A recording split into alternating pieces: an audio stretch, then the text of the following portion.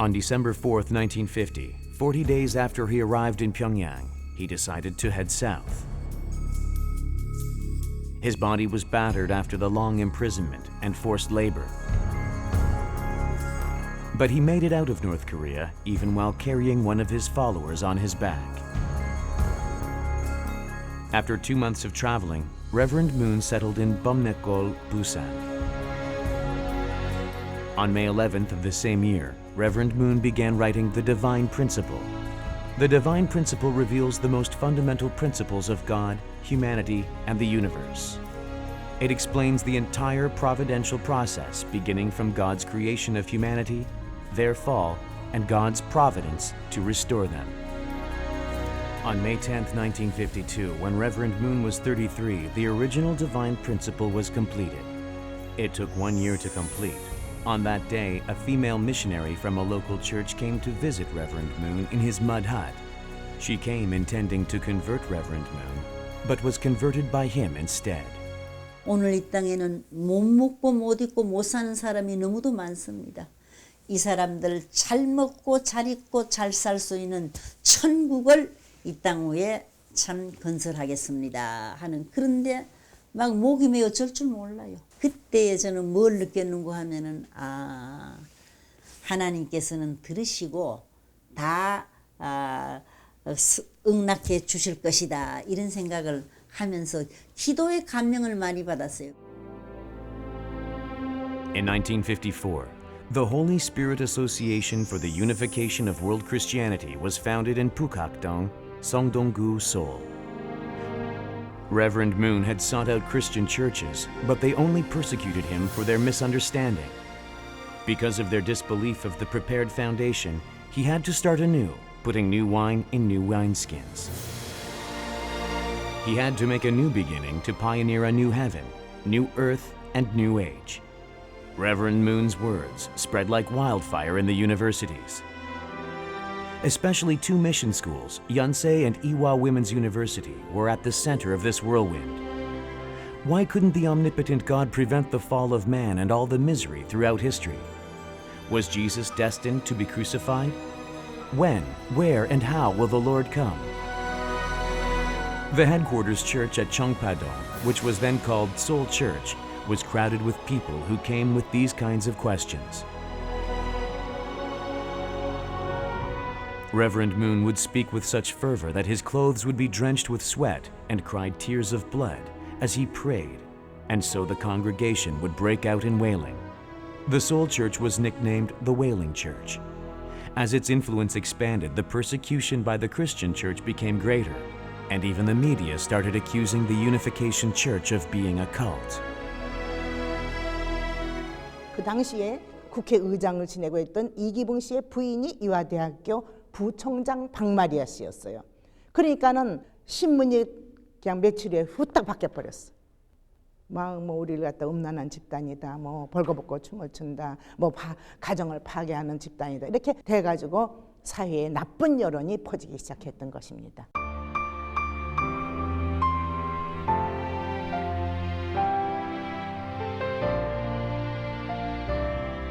July 4th, 1955. Reverend Moon was incarcerated on the charges of evading the military draft and destroying families. Overflowing with love for humanity, he did not blame or hate anyone.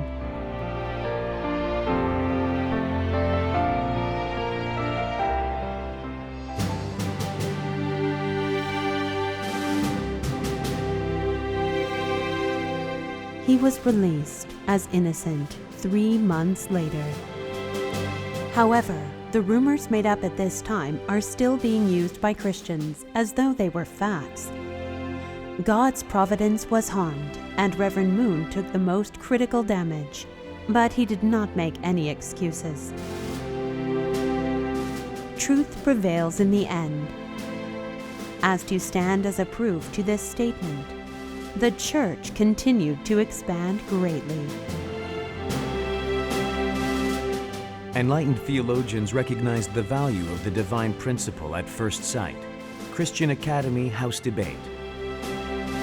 Yonsei University's professor of theology, Nam Dong-seo, highly praised the divine principle as the most excellent systematic theology in Korea. The divine principle, in definition, is not a creed of one sect. It is the path of heaven, encompassing the righteous way of heaven, earth, and humans.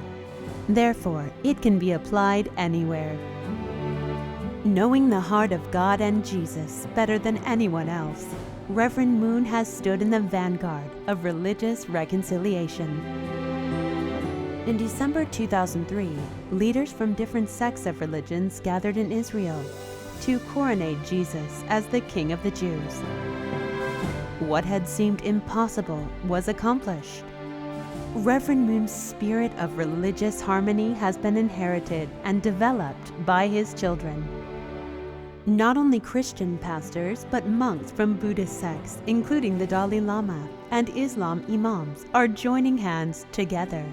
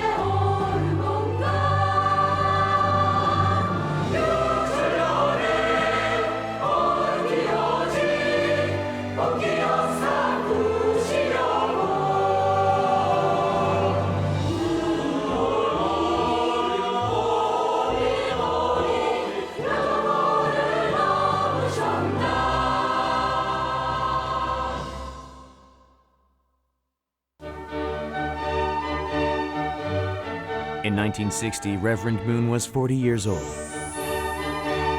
His holy marriage was held in Cheongpa-dong, Seoul. The groom of heaven who found the principle through tears, shedding blood, in order to indemnify the providence of restoration all alone and now standing victorious. The bride of the earth more pure and beautiful than white lilies, answering the call of heaven.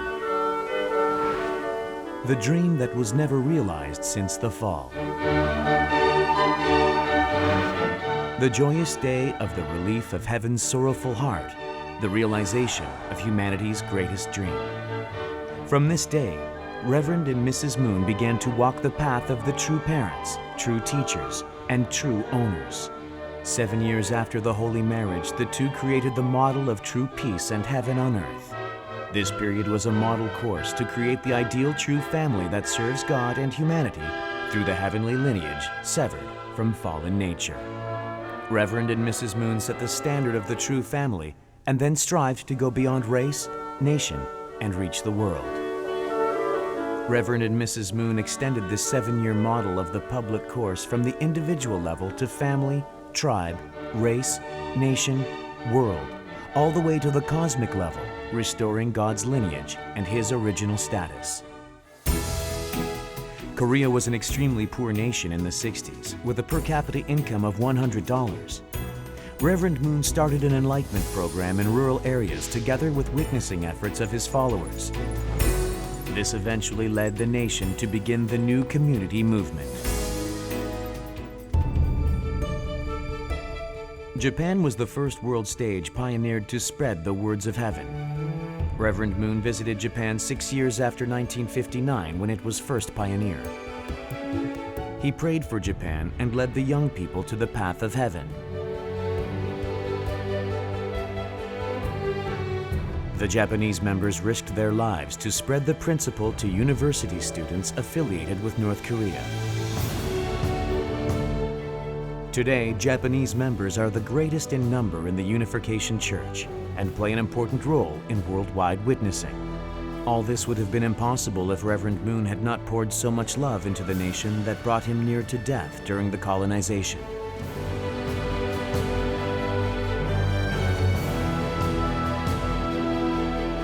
From the 70s, witnessing in America started upon the foundation created in Korea and Japan.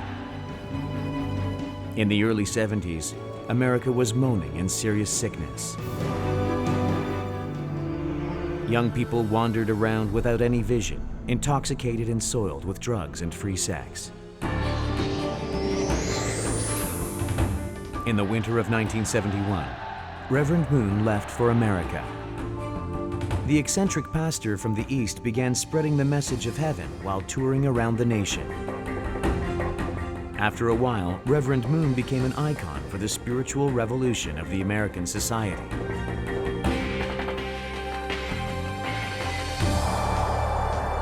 May I present the Reverend Sun Myung Moon.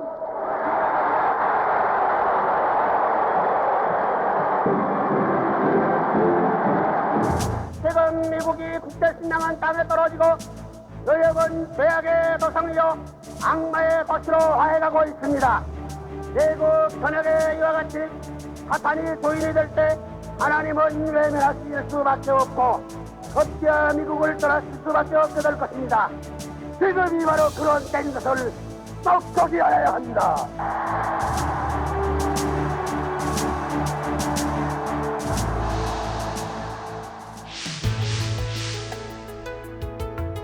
Leaders were the first to listen. Rekindling the founding spirit of America, Reverend Moon attracted more attention after he was invited to speak at the House of Representatives.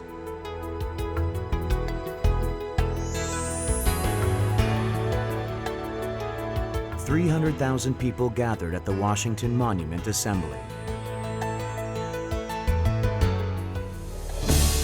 무엇보다도 무신론에 입각한 공산주의의 위협은 가장 심각하며 이 시간에도 도처에서 침식에 들어오고 있습니다. 이것은 단지 미국만의 문제가 아니고 하나님께 있어 그리고의 모든 종교인과 온 자유세계인들에게 있어 심각하고도 절박한 문제입니다. 하나님께서 200년간 준비하신 미국은 크게 각성하고 하나님께서 분부하신 중차대한 세계적 사명을 다하여야 할 것입니다.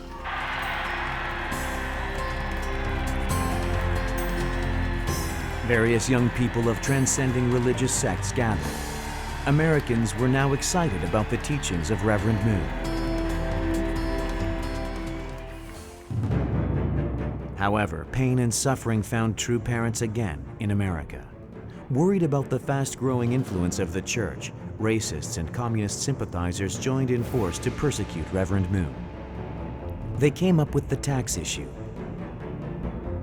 Funds for witnessing work were not taxed in America, which was a Christian nation. However, America had closed its heart. Consequently, Reverend Moon was imprisoned in Danbury.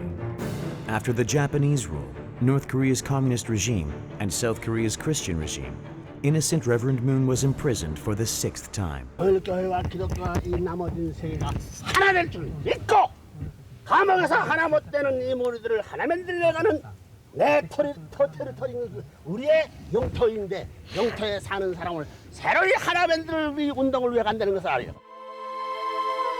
Mrs. Moon's grief was greater than anyone's.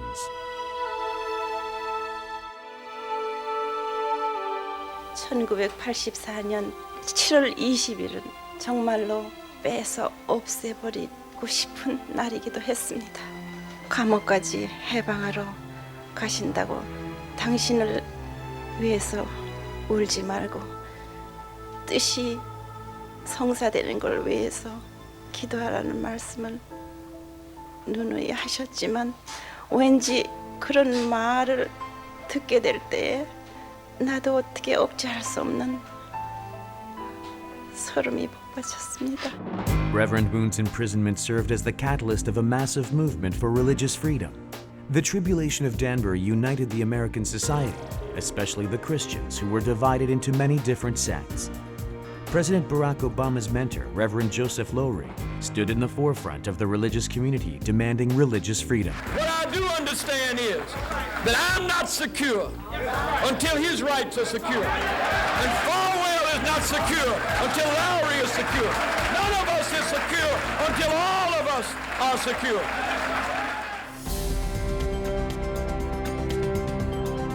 Reverend Moon washed dishes and cleaned his place in the day and read at night.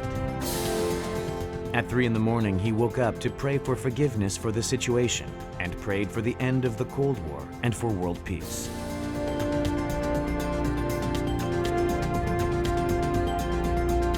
One month before his release, he directed prominent scholars to proclaim the end of communism in Switzerland.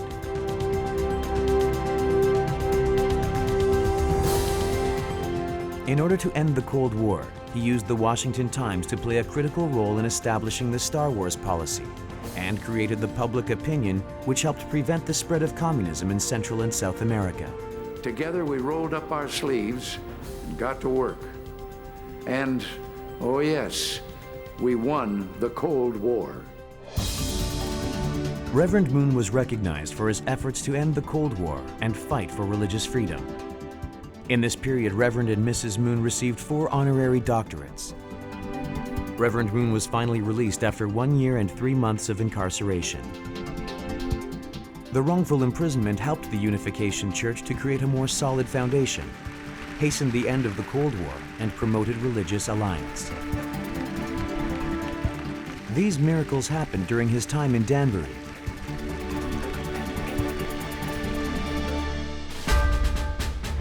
Afterwards, the expansion of the Unification Church went beyond America and reached every corner of the globe. Now, Reverend Moon's thoughts and words are spread across 195 nations in all continents. The Church overcame the tribulations of martyrs in communist nations, being imprisoned by other religions. The foundation for the victory was none other than Reverend Moon's ceaseless sincerity and support.